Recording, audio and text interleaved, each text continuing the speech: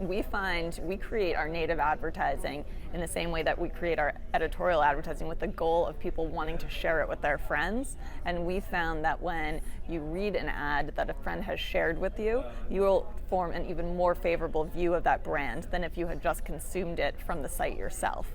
And so that just shows you the power, that sharing can have for brands, and using social media for brands.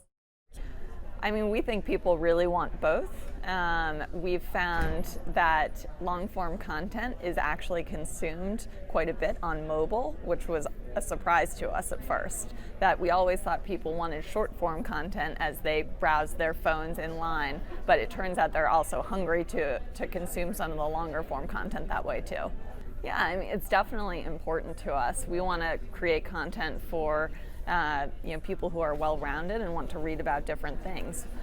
We don't just want to cater to the side of someone's personality that's looking for entertaining content as they stand in line. We want people to look to us for news about politics and telling them why certain international stories are relevant. Yeah, we actually don't run any banner advertising. We only run our own native advertising that we create in-house, and so it's extremely native to the site, created through the same CMS that we use for our editorial content. And so we think it definitely creates a better user experience, and also creates better perception of the brands that we work with.